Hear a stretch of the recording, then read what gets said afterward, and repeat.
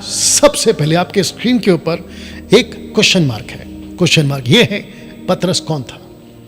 जी हां दोस्तों, पतरस प्रभु यीशु का पहला चेला, जिसको कहते हैं first disciple of Jesus Christ, ये पहला चेला था ना।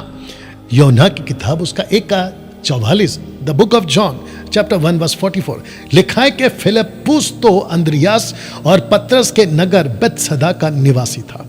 पतरस कहां का था? तो लिखा है कि बेतसदा, ये जो मैप है आप इसको देख सकते हैं। जिस क्षेत्र में यीशु पतरस को मिले या गए, वहां के ज्यादातर लोग एक काम करते थे और वो था मछली पकड़ना, जिसको कहते हैं फिशरमैन, मछली पकड़ने वाले ना। बेतसद इसका अर्थ क्या है? अगर इसको दो टुकड़े करें, आपस में इसको दो टुकड़ा कर बताएं, तो आप यहां पे देख सकते हैं। In Hebrew bet means house and zed means both hunting and fishing. तब जाकर कहते हैं बेतसदा, इसका मतलब है मछली पकड़ने का घर, मछली पकड़ने का घर, हाउस ऑफ फिशरमैन। पतरस कौन था?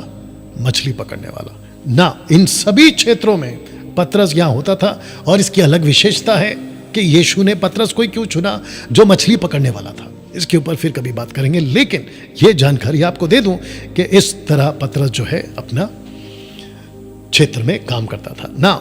आप ये ऊपर पहले पढ़ लेंगे, लिखा है कि नए नियम में सबसे ज्यादा नाम पतरस का है। दूसरा, यीशु ने सबसे ज्यादा बात पतरस से की थी। तीसरा, सबसे ज्यादा डांट भी पतरस को ही मिली थी। चौथा, सबसे ज्यादा तारीफ भी पतरस को ही मिली थी। पांचवा, शैतान नाम सिर्फ पतरस को ही मिला था कि तू शैतान है, अगर आप इस बात को जानते होंगे।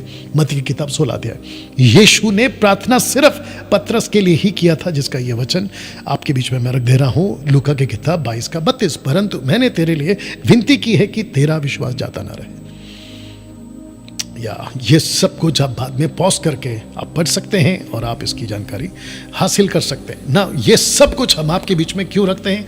ताकि आपको बेसिक स्टडी, बेसिक जानकारी मिल सके। तो मैं वापस कह देता हूं कि नए नियम में सबसे ज्यादा नाम पतरस का, यीशु ने सबसे ज्यादा बात पतरस से की, सबसे ज्यादा डांट भी पतरस को ही मिली, सबसे ज्यादा तारीफ पतरस की को ही मिली या उसकी होती थी। पतरस को शैतान कहा, सिर्फ पतरस को और पतरस के लिए ही प्रार्थना भी किया, क्योंकि पतरस एक ऐसा व्यक्ति था जिसको हम समझते हैं कि परमेश्वर ने अद्भुत तरीके से इस्तेमाल किया 4 किताबों के माध्यम से।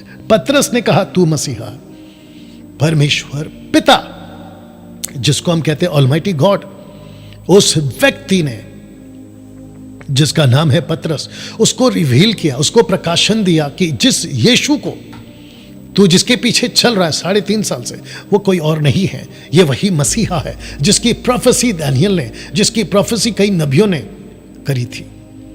मसीहा, जी हां ना। तब ही नीचे एरो देख लीजिएगा, लिखा है कि पतरस का नाम बदला गया। जैसे ही यह प्रकाशन मिला, पतरस का नाम बदला गया। मत्ती 16:18। और मैं भी तुझसे कहता हूं कि तू पतरस है और मैं इस पत्थर पर अपनी कलीसिया बनाऊंगा।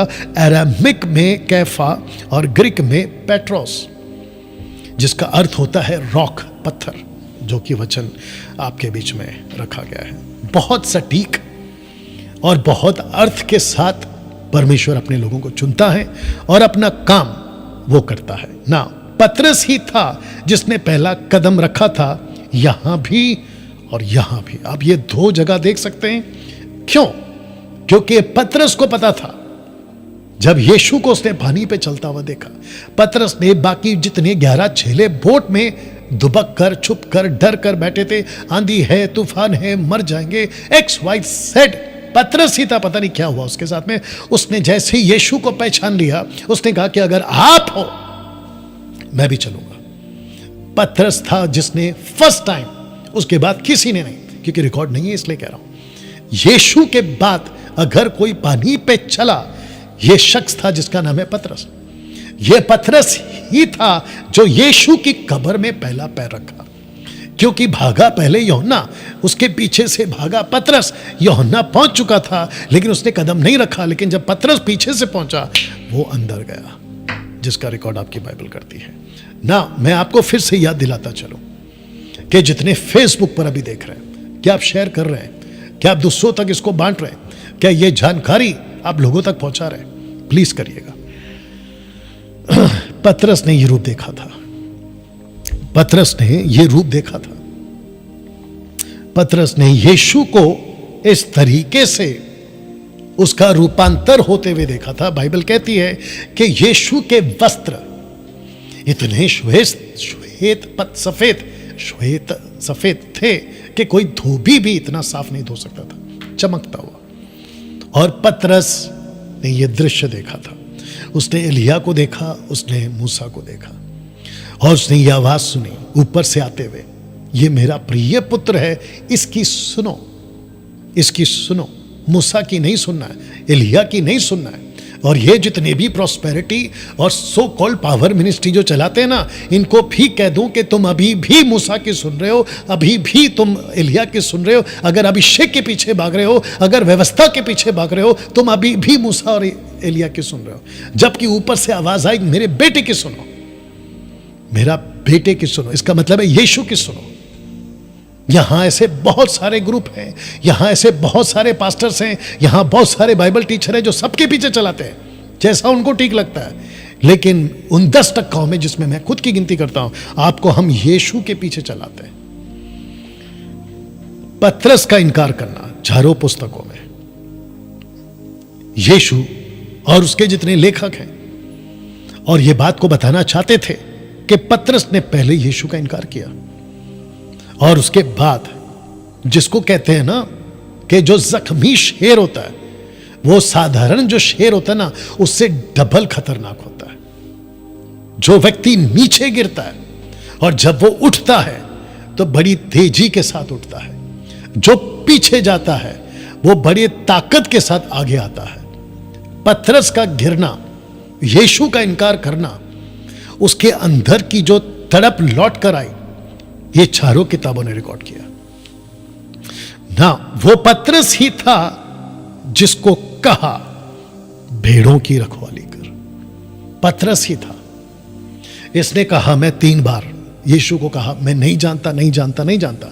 यीशु ने 3 बार कहा, मेरी भेड़े, मेरी भेड़े, मेरी भेड़े, रखवाली कर, उनको चरा।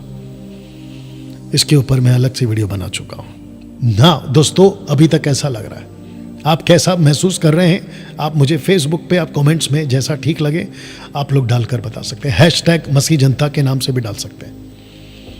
वाह, पतरस की परछाई ने कई लोगों को चंगा किया।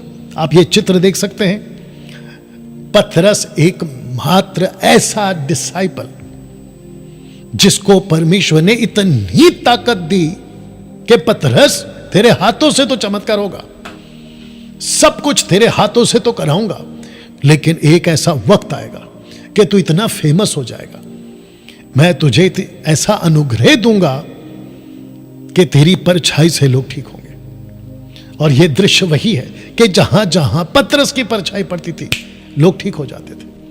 क्या डैनियल भाई आज हो सकता है? बिल्कुल हो सकता है। क्या प्रभु आज चमत्कार करता है? बिल्कुल करता है, मैं इस बात को मानता हूं। क्या आज भी ऐसा कुछ करवा सकता है? बिल्कुल करवा सकता है। लेकिन उन सब से बच के रहो जो ऐसा करके यीशु के नाम पर पैसे कमाते हैं, पैसे का डिमांड रखते हैं, कभी तेल बेचते हैं तो कभी पानी बेचते हैं। ऐसे लोगों से आपको बच के रहना है, क्योंकि पतरस अगर चाहता उस वक्त लाखों करोड़ों रुपए कमा सकता था, लेकिन उसने ऐसा कोई शर्त नहीं रखा। और दूसरा बता दूं, पतरस अपने पीछे बॉडीगार्ड्स लेकर नहीं घूमता था। बॉडीगार्ड समझते हैं ना, आजकल अब बड़ा तमाशा चल रहा है, खासकर पंजाब में बॉडीगार्ड्स लेकर घूमते हैं, पुलिस लेकर घूमते हैं। तुम डरपोको, अगर इतना डर है तो सेवा में उतरे क्यों?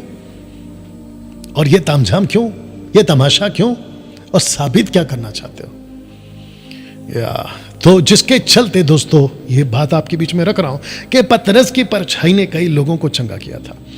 पतरस को छुड़ाया गया था जेल से। आप इसको एक चमत्कार के रूप में देख सकते हैं, कोई दिक्कत नहीं। एक बड़ा आश्चर्यकरम पतरस के लाइफ में हुआ, देख सकते हैं, कोई दिक्कत नहीं। लेकिन इसके पीछे एक मकसद है कि पतरस को जेल से क्यों छुड़ाया? अगर नहीं छुड़ाते पतरस को जेल से, एक्ट चैप्टर 12 की कहानी बता रहा हूं, अगले दिन इसका मौत होने वाला था, लेकिन इसका मौत नहीं हो, क्योंकि यीशु ने कहा था, पढ़ लीजिए यूहन्ना 21:18 में, मैं तुझसे के सच सच कहता हूं, जब तू जवान था तो अपनी कमर बांधकर जहां चाहता था वहां फिरता था, परंतु जब तू बूढ़ा होगा, इसका मतलब है जब वो यहां था तो वो जवान था, लेकिन जब वो, एक जगह की फोटो दिखाऊंगा, जब वो रोम पहुंचा, वहां तक पहुंचने तक ये बुढ़ा हो चुका था। तो यीशु ने कहा, मैं तुझे यहां से इसलिए छुड़ा रहा हूं क्योंकि काम बहुत करना है। सब मर रहे थे, याकूब का गला काटकर मार दिया गया था, पतरस तब भी था, स्टीफन को पत्थर से मार दिया गया, ये तब भी था। एक्ट चैप्टर 8 में लिखा है कि कलीसिया तितर बितर हो गई, पौलुस सबको मार मार कर और कितनों को कत्ल कर कर कितनों को जेल खाने में डाला था, उसके बावजूद पतरस था। क्यों? क्योंकि यीशु चाहता था कि ये आखिर तक, यानी कि बुढ़ापे तक बहुत सारी कलीसियाओं को स्थापित करे, बहुत सारी बातों को रखे और उसके बाद मरे।